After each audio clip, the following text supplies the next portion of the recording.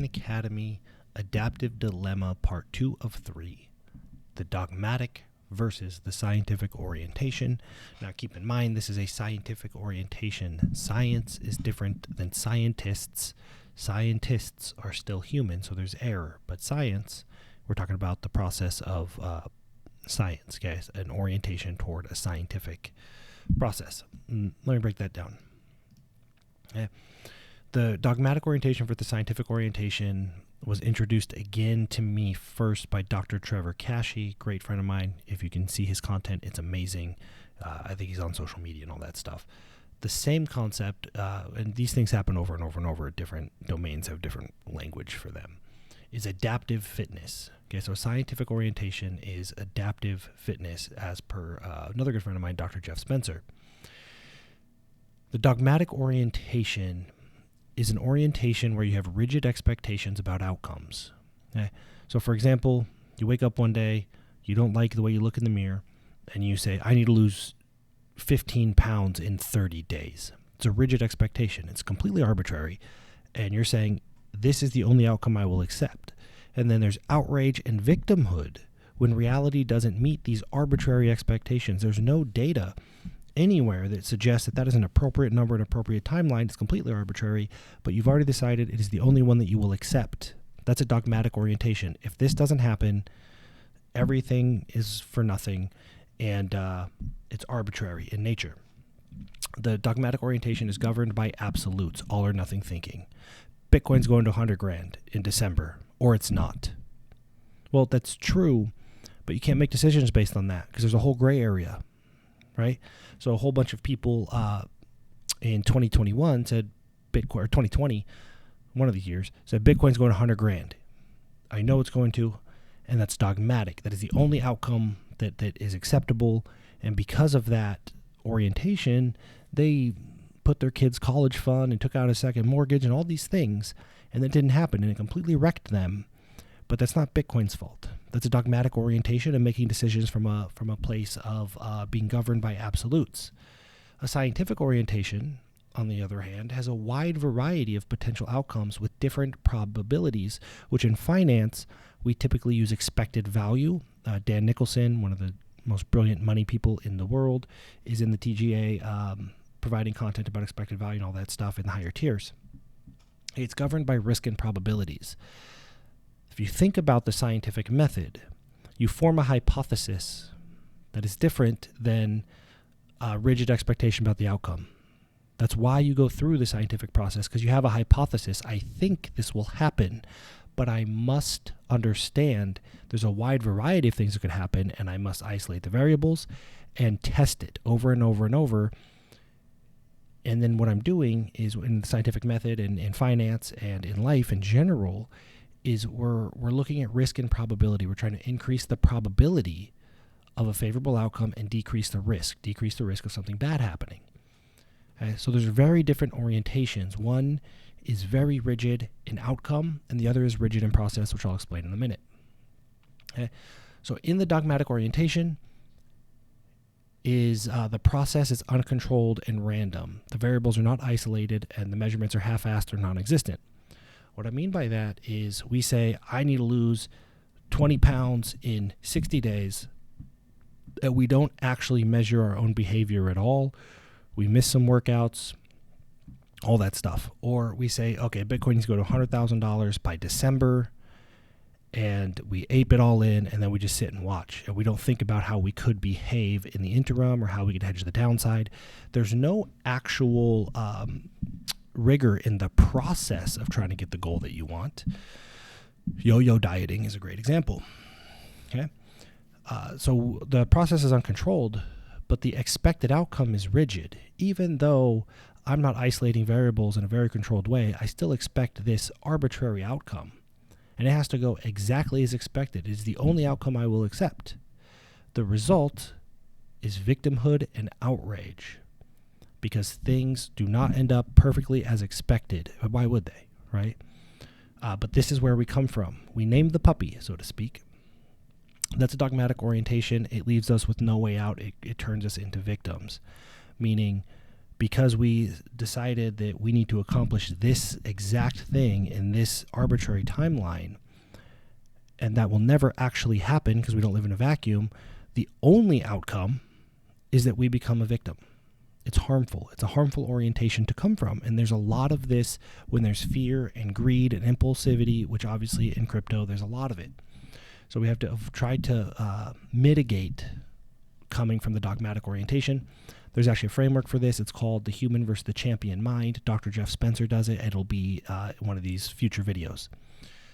The scientific orientation is a controlled process. The variables are isolated and measurements are as precise as possible. So if you really are 100% serious about getting in shape, you might weigh your food. You might get up every single day and do exactly what you're supposed to do, even if you don't want to. You might weigh yourself frequently, get a rolling average, all these things. Okay?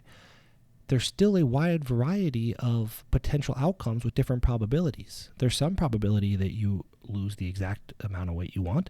There's some probability you lose more. There's some probability you lose less. But by controlling the process and accepting that there's a variety, we can actually start gaining control, gaining power. Okay, this is called learning. We have power over our future outcomes. It's helpful because we are no longer permanently in a state of learned helplessness, victimhood.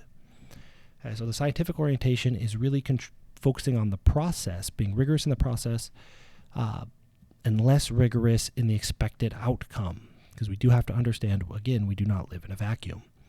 So we want to look out for this dogmatic versus scientific orientation, and you'll see why in the next video this is so important and how it leads to a lot of the problems that we probably think come from somewhere else. Okay. So dogmatic orientation. Arbitrary, and it maintains rigid outcomes. Arbitrary meaning there is not a preponderance of data to suggest that this is a reasonable thing to expect. Right? A preponderance of data from your personal life, not because you read it on the internet, but where is the data that you have experienced that suggests this is reasonable? It is specific, and predefined things must happen. The assumption that the world will go exactly as we expect. Only pre-approved outcomes are acceptable. This has to happen, this has to happen. Bitcoin has to go to $100,000 or more, or I'm fucked. That's a dogmatic orientation. It's a very difficult place to be. It is impulsive, destructive, and rigid. So what yo-yo dieting is, which we do in all areas of our life, is the rigidity. We rebel against it. We become impulsive. It becomes destructive. So our process falls apart. We yo-yo diet. We binge and purge. We buy and sell out of fear and panic, but we still expect the same outcome. Okay, that's a dogmatic orientation. Rigidity is in the expected outcome, not in the process. You are working against time and randomness, which means if everything goes exactly right, you win. Any other scenario, so as time passes and random things happen, you get in a worse and worse and worse position, and I have news for you. Time has never not passed, and randomness has never not happened. They are undefeated. Nothing has ever gone 100% exactly as planned in the history of all time. Okay? So we don't want to be working against time and randomness, but that is what a dogmatic orientation will do. Scientific orientation, the rigor lies in the structure and the process, the actual behavior modification, and isolating the variables. The variables are measured and controlled to the extent which is appropriate given the goal. If you have a very aggressive goal, then you have to measure and control the variables with much more precision. If it's not a very aggressive goal, you don't have to. There's a spectrum. It's all relative. All outcomes are conceivable and acceptable. They may not be ideal, but this is data. If we accept that any of these outcomes is indeed possible and accept it, then we are getting information. We are getting data that can help us, so we're not helpless. Expectations are seldom violated because they are not rigid.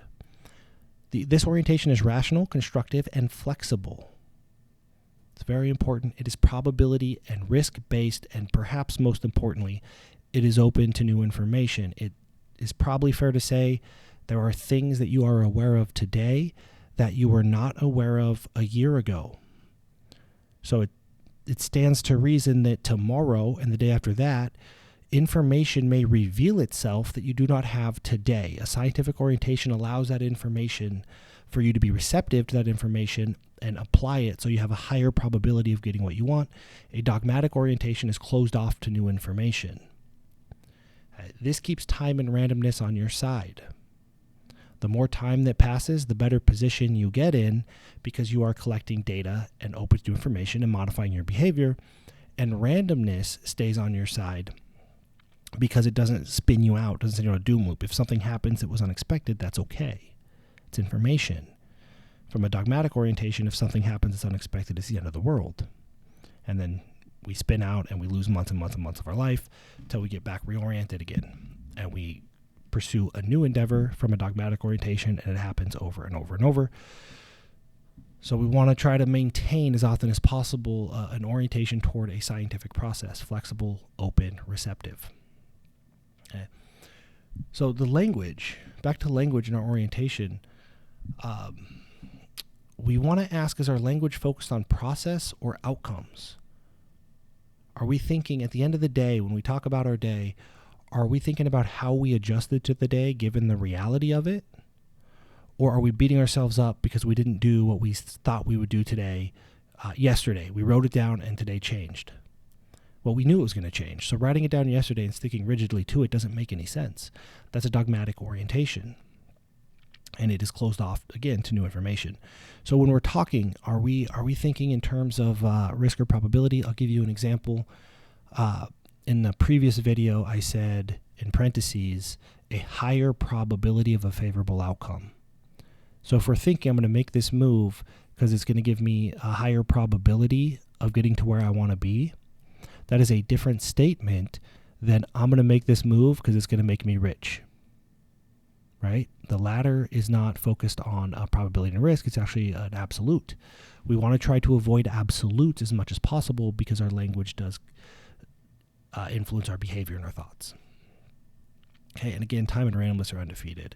Come from a scientific orientation, keep them on your side, improve the probability that you get the things that you want, and decrease the risk that you don't. Yeah, scientific orientation. Now, the homework is reflect, journal, discuss with others. If you're in the Guardian Academy, have some discussions. Talk to people. If you agree, disagree, if you have questions, experiences to share, if you recognize this in yourself or in others, just talk about it. Hey, no judgment. We're here to learn. And then, or even before you discuss it, drop your 6-word update, which will be linked in the description below.